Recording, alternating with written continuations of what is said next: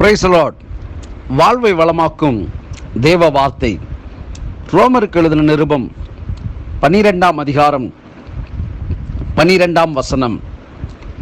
நம்பிக்கையிலே சந்தோஷமாயிருங்கள், உபத்திரவத்திலே பொறுமையாயிருங்கள், ஜெபத்திலே உறுதியாய் தரித்திருங்கள். இந்த நாளிலே இதனுடைய மையப்பகுதியாய் இருக்கிற ஒரு வார்த்தையை நான் உங்களுக்கு சொல்ல விரும்புகிறேன். உபத்திரவத்திலே பொறுமையாயிருங்கள். இன்றைக்கு உபத்திரவம் அப்படின்றால் அநேகருடைய வாழ்விலே அநேக உபத்திரவங்களை அவர்கள் சகித்து கொண்டு வாழ்ந்து கொண்டிருக்கிறார்கள். என்ன உபத்திரவம்? வியாதி நிமித்தம் உபத்திரவம், குடும்பத்தில் பிரச்சனைகள் நிமித்தம் உபத்திரவம், வேலை செய்பவர்களால் உபத்திரவம், இப்படி ஏராளமான உபத்திரவங்களை குறித்து நாம் நினைத்து கொண்டிருக்கலாம். நாம் படுகிற வேதனையை குறித்து, சரீர பிரகாரமாக ஏற்படுகிற பலவீனங்கள் அல்லது பொருளாதார காரியங்களை குறித்ததான கவலைகள், இவைகளெல்லாம் நினைத்து நாம் கவலையோடு காணப்பட்டு கொண்டிருக்கலாம். ஆனால் இன்றைக்கு இந்த வசனத்தை தியானிக்கிற பொழுது, உபத்திரவம் என்பது மனுஷனுடைய வாழ்க்கையிலே எல்லாரும் அனுபவித்த ஒன்று என்று அறிய முடியும். ஏனென்று சொன்னால், இன்றைக்கு எல்லாருடைய வாழ்க்கையிலும் ஒரு சிலர் அல்லது ஒரு விதமான உபத்திரவங்களை கடந்துதான் வந்திருக்கிறார்கள். இந்த நாளிலே வேதாகமத்திலே சில மனுஷருடைய உபத்திரவங்களை நாம் தியானிக்கலாம். 2 சாமுவேலின் புஸ்தகம் 16ஆம் அதிகாரம் 5ஆம் வசனத்தை நாம் பார்க்கலாம். 2 சாமுவேல் 16:5. தாவீது ராஜா பகுரிம் மட்டும் வந்தபோது, இதோ சவுல் வீட்டு வம்சத்தனாகிய கேராவின் குமாரனாகிய சீமேயி என்னும் பேருள்ள ஒரு மனுஷன் அங்கே இருந்து புறப்பட்டு தூசித்து கொண்டே நடந்து வந்து என்று இங்கே ஆரம்பிக்கிறது.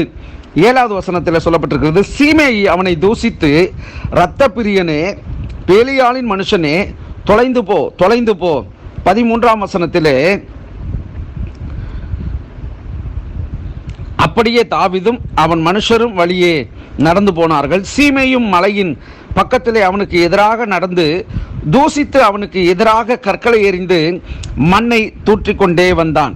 இந்த சம்பவங்களை நீங்கள் தியானித்து பாருங்கள், வாசித்து பாருங்கள்.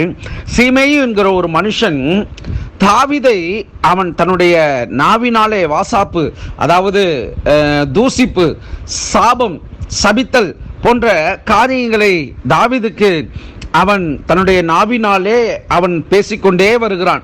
தொலைந்து போ, பேலியாளின் மகனே, இன்னும் சொல்ல வேண்டும் என்று சொன்னால் இரத்த பிரியனே என்று இந்த வேதாகமத்தில் இப்ப இந்த வசனத்தில் பார்க்கிற பொழுது சொல்லப்பட்ட காரியங்களை அவன் பேசிக்கொண்டே வருகிறான்.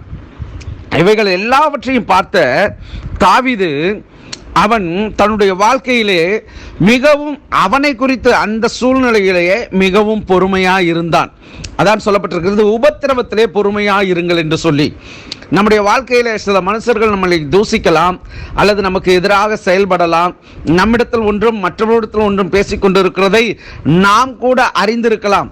ஆனால் நம்முடைய வாழ்க்கையில் எப்படிப்பட்ட உபத்திரவங்கள் கடந்து வந்தாலும், நாம் நம்பின சில மனிதர்கள் நமக்கு விரோதமான காரியங்களை செய்து அவர்கள் எழும்பினாலும், அல்லது சபையை நடத்துகிற ஊழியர்களுக்கு, விசுவாசிகளுக்கு, குடும்பங்களுக்கு, மற்ற ஐக்கியத்தில் உள்ள நபர்களுக்கு, எப்பேற்பட்ட யாராக இருந்தாலும் சுற்றி இருக்கிறவர்கள் ஒருவேளை சத்துருக்களாக, ஒருவேளை நம்மை எதிர்க்கிறவராக எழும்புகிற பொழுது வேத வார்த்தையின்படி நாம் நடந்து கொள்வது மிகவும் அவசியமான ஒன்று.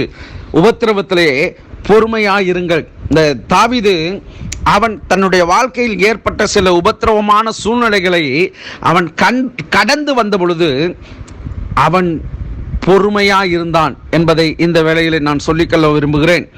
இதனுடைய வார்த்தையின் தொடர்ச்சியாக இந்த நாளிலே நாம் தியானித்து கொண்டு இருப்போம். இந்த வாழ்வை வளமாக்கும் தேவ வார்த்தையிலே இன்றைக்கு தாவீது சீமேயின் நிமித்தம் தூசிப்புக்குள்ளானான், தூசிக்கப்பட்டான். அவனுடைய வாழ்க்கையினுடைய சரித்திர காரியங்களை ஆராய்ந்து பார்க்கிற பொழுது அவன் இருந்த பொறுமைக்கு தேவன் அவனுடைய வாழ்க்கையிலே செய்த நன்மையும், அவனை தூசித்த மனுஷனை தாவீது தன்னுடைய மகனாகிய சாலமோன் நிமித்தம் செய்த காரியங்களையும் நாம் வரும் நாட்களிலே நாம் பார்ப்போம். இந்த நாளிலே உங்களுடைய உபத்திரவத்திலே நீங்கள் பொறுமையாயிருங்கள். கர்த்தர் தாமே உங்களை ஆசீர்வதிப்பாராக. God bless you.